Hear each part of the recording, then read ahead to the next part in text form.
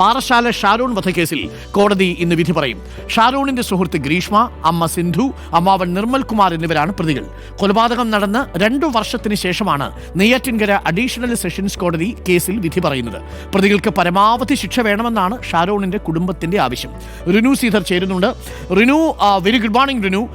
കേരളത്തെ വല്ലാതെ പിടിച്ചുലച്ച, ഞെട്ടിപ്പിച്ച വിചിത്രമായ ഒരു കേസായിരുന്നു ഈ ഷാരോണിന്റെ കൊലപാതകം. അതിൽ കഷായം കൊടുത്ത് കാമുകനെ കൊന്ന കഥ കേരളം ഞെട്ടലോടുകൂടിയാണ് കേട്ടത്. മാത്രവുമല്ല, അതിൽ അമ്മ സിന്ധുവും അമ്മാവൻ നിർമ്മൽ കുമാറും തെളിവുകൾ നശിപ്പിച്ചു എന്നതടക്കമുള്ള കുറ്റങ്ങളിൽ പ്രതിയുമാണ്. ഇവരിപ്പോൾ ജാമ്യത്തിലാണുള്ളത്. പ്രോസിക്യൂഷന് തെളിവുകളെല്ലാം കൃത്യമായി ശേഖരിക്കാൻ സാധിച്ചിട്ടുണ്ട്. നിർണായകമായ സാക്ഷിമൊഴികളുണ്ട്. ഈ ഷാരോണിനെ അതേ ദിവസം അവിടെ കൊണ്ടുപോയ സുഹൃത്ത്, അതേപോലെ മറ്റ് ശാസ്ത്രീയ പരിശോധനകൾ, അതെല്ലാം പ്രോസിക്യൂഷന് വലിയ ആത്മവിശ്വാസം നൽകുന്നുണ്ട്. എന്നാൽ അതേസമയം പ്രതിഭാഗത്തിന് ചില വാദങ്ങളുണ്ട്. കഷായം താൻ കൊടുത്തിട്ടില്ല. പക്ഷേ അതൊക്കെ പിന്നീട് ആദ്യഘട്ടത്തിൽ ഈ പ്രതികൾ കുറ്റം സമ്മതിച്ചതായിട്ടും വാർത്ത വന്നിരുന്നു. എന്തായാലും വലിയ ആത്മവിശ്വാസത്തോടു കൂടിയായിരിക്കുമല്ലോ അല്ലേ ഇത് പ്രോസിക്യൂഷൻ പോവുക വിധി കേൾക്കാൻ, റിനു?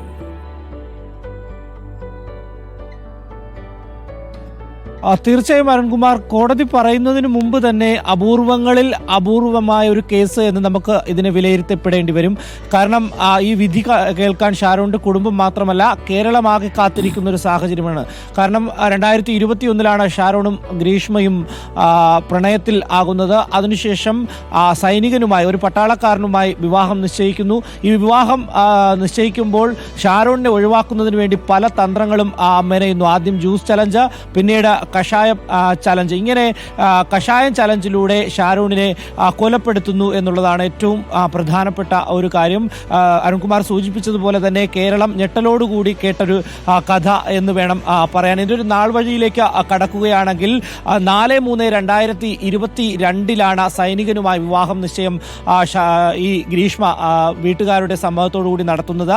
22/8/2022 ആദ്യം ജ്യൂസ് ചലഞ്ചിലൂടെ ഗ്രീഷ്മ ഒരു സ്ഥലത്ത് വെച്ച് ഈ ഷാരോണിനെ കൊലപ്പെടുത്തുവാൻ വേണ്ടി പാരസെറ്റാമോൾ മാംഗോ ജ്യൂസിൽ കലക്കി നൽകുന്നു. പക്ഷേ ആ ജ്യൂസ് ചലഞ്ച് വിജയിച്ചില്ല. രണ്ടാമതാണ് ഈ 14/10/2022 കഷായം ചലഞ്ചിലൂടെ, അതായത് തൻ്റെ സ്വന്തം വീട്ടിലേക്ക് വിളിച്ചു വരുത്തി കഷായം ചലഞ്ചിലൂടെ, കഷായത്തിൽ പാരക്വിറ്റ് എന്ന് പറയുന്ന ഒരു വിഷം കൃത്യമായി തന്നെ കലർത്തി നൽകുന്നൊരു സാഹചര്യം. അതിനുശേഷം 19/10 ഷാരോൺ വലിയ രീതിയിൽ ശാരീരിക അസ്വസ്ഥതകൾ അനുഭവപ്പെടുകയും ആശുപത്രിയിലേക്ക് മാറുകയും ചെയ്യുന്നു. തിരുവനന്തപുരം മെഡിക്കൽ കോളേജ് ആശുപത്രിയിൽ ചികിത്സയിലിരിക്കെ 25/10/2022 ഈ ഷാരോൺ മരിക്കുകയും ചെയ്യുന്നു. അതിനുശേഷം ഗ്രീഷ്മയും വിഷം കുടിക്കുകയും ആശുപത്രിയിലാവുകയും ഈ മെഡിക്കൽ കോളേജിൽ വെച്ച് തന്നെയാണ് അറസ്റ്റ് രേഖപ്പെടുത്തുകയും ഒക്കെ തന്നെ ചെയ്യുന്നത്. ആദ്യഘട്ടത്തിൽ പോലീസ് അന്വേഷിക്കുന്നു. അതിനുശേഷം ക്രൈംബ്രാഞ്ച് 29/10/2022 ഈ കേസ് ക്രൈംബ്രാഞ്ച് ഏറ്റെടുക്കുന്നത്. 31/10/2022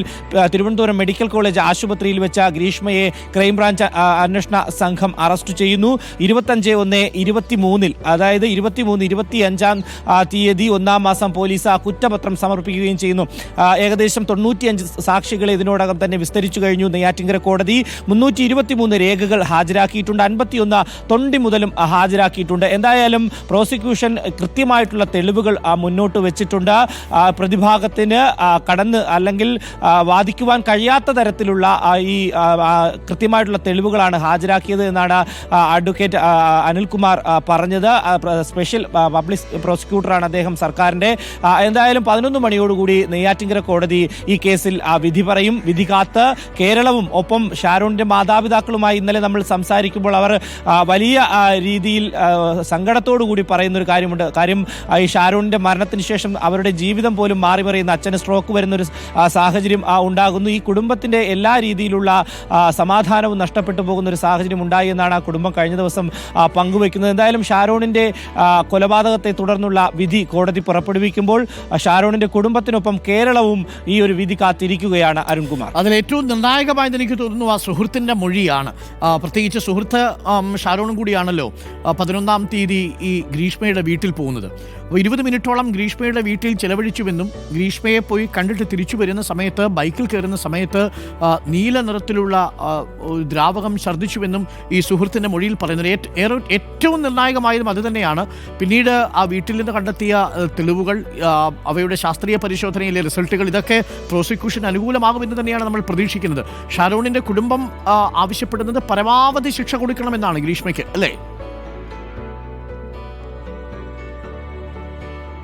തീർച്ചയായും അരുൺകുമാർ സൂചിപ്പിച്ചതുപോലെ തന്നെ ഗ്രീഷ്മ തൻ്റെ സ്വന്തം വീട്ടിലേക്ക് ഷാരൂണിനെ വിളിച്ചു വരുത്തപ്പോൾ ഈ ഷാരൂണിനെ അവിടെ എത്തിക്കുവാൻ വേണ്ടിയിട്ടുള്ളൊരു സുഹൃത്ത്, ആ സുഹൃത്താണ് കൃത്യമായിട്ടുള്ളൊരു നിർണായക മൊഴി നൽകുന്നത്. ഒപ്പം ഷാരൂണിൻ്റെ സഹോദരൻ, അദ്ദേഹം ആയുർവേദ ഡോക്ടർ ആണ് എന്നാണ് മനസ്സിലാക്കുന്നത്. അതുമായി ബന്ധപ്പെട്ടുകൊണ്ട് പഠിക്കുന്ന ഒരു സാഹചര്യം, ഇത്തരത്തിൽ മെഡിക്കൽ അതായത് ആശുപത്രിയിൽ ഉണ്ടായ ചില വ്യത്യാസങ്ങൾ, അതുമായി ബന്ധപ്പെട്ടുകൊണ്ട് പോലീസിന് മൊഴി നൽകുന്നു. ഈ മൊഴിയുടെ അടിസ്ഥാനത്തിൽ ഗ്രീഷ്മയെ പലതവണ ചോദ്യം ചെയ്തെങ്കിലും ഒരു രീതിയിലുള്ള തുമ്പും പോലീസിന് ലഭിക്കുന്നില്ല. തുടർന്നാണ് ക്രൈംബ്രാഞ്ച് ഈ കേസ് അന്വേഷിക്കുകയും കൃത്യമായി തെളിവ് ശേഖരിക്കുകയും ചെയ്തത്. ഇതിലാണ് ഗ്രീഷ്മ തന്റെ മൊബൈൽ ഫോണിൽ ഈ പാരക്കറ്റ് എന്ന് പറയുന്ന വിഷയത്തെക്കുറിച്ച് സെർച്ച് ചെയ്തതായി കണ്ടെത്തുന്നത്. തുടർന്നുള്ള ചോദ്യം ചെയ്യലിലാണ് ഗ്രീഷ്മയെ അറസ്റ്റ് ചെയ്യുന്നത്. അതിനുശേഷം ഈ സിന്ധു, അതായത് ഗ്രീഷ്മയുടെ അമ്മ, ഒപ്പം നിർമ്മൽ കുമാർ ഗ്രീഷ്മയുടെ അമ്മാവൻ, ഇവർ രണ്ടുപേരും ഈ തെളിവുകൾ നശിപ്പിക്കുന്നതിനും ഒപ്പം ഇതിനുവേണ്ടി കൂട്ടുനിൽക്കുകയും ചെയ്തു എന്നുള്ളതാണ് ക്രൈംബ്രാഞ്ച് സംഘം കണ്ടെത്തിയത്. തുടർന്ന് ഉള്ള തെളിവെടുപ്പിൽ ഉണ്ടായ വിവാദങ്ങളൊക്കെ തന്നെ നമുക്കറിയാവുന്നതാണ്. ഗ്രീഷ്മയെക്കുറിച്ച് പോലീസ് ഉദ്യോഗസ്ഥൻ പറയുന്നതും അതിനെതിരെ വലിയ രീതിയിലുള്ള പ്രതിഷേധങ്ങൾ ഉയർന്നു വന്നതെല്ലാം തന്നെ നമ്മൾ കണ്ടതാണ്. എന്തായാലും നിർണായകമായിട്ടുള്ള ഒരു മൊഴി തന്നെയായിരുന്നു ഈ സുഹൃത്തിൻ്റെത്. തുടർന്നാണ് ഗ്രീഷ്മയിലേക്ക് ഈ കേസ് എത്തുന്നതെങ്കിൽ പോലും ഈ കഷായം ചലഞ്ച് എന്ന് പറയുന്നത് ഒരു രീതിയിലും ആരും കഷായം ചലഞ്ച് അതൊക്കെ നമ്മൾ കേട്ടത് ഞെട്ടലോടുകൂടിയാണ്. പലതരത്തിൽ ഷാരോണിനെ ഒഴിവാക്കാൻ ശ്രമം നടത്തുന്നു, അതൊന്നും വിജയിക്കുന്നില്ല. അങ്ങനെയാണ് ഷാരോണിനെ ഒഴിവാക്കാൻ തീരുമാനിക്കുന്നത്. ആ സൈനികനുമായിട്ടുള്ള വിവാഹം നടക്കുന്നത്. ആ സൈനികൻ ആ സമയത്തൊക്കെ സമൂഹ മാധ്യമങ്ങളിലൊക്കെ നിറഞ്ഞു നിന്നത് ആ സൈനികൻ രക്ഷപ്പെട്ടു എന്നൊക്കെയായിരുന്നു. പക്ഷേ ഈ കുട്ടി, ഈ ഗ്രീഷ്മ പഠിക്കാനൊക്കെ വളരെ മിടുക്കിയായിരുന്നു എന്നാണ് അന്ന് റിപ്പോർട്ട് ചെയ്തിരുന്നത് നമ്മളടക്കമുള്ള ആളുകൾ. അപ്പോൾ ആ കുട്ടിക്ക് അതും സിവിൽ സർവീസൊക്കെ പഠിക്കാൻ താല്പര്യമുണ്ടാവുക, സിവിൽ സർവീസ് അക്കാഡമിയിൽ വന്ന് കോച്ചിങ് ഒക്കെ എടുക്കുക. അതിനിടയിലാണ് ഈ ഷാരോണിനെ ഒഴിവാക്കാൻ ഇങ്ങനെ ആലോചിച്ചത്, അല്ലേ?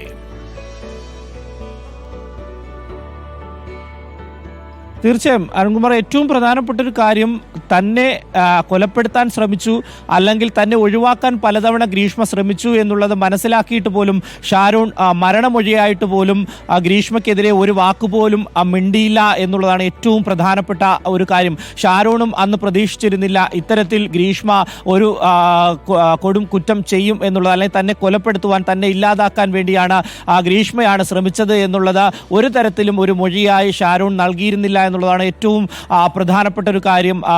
ഞാൻ മനസ്സിലാക്കുന്നത്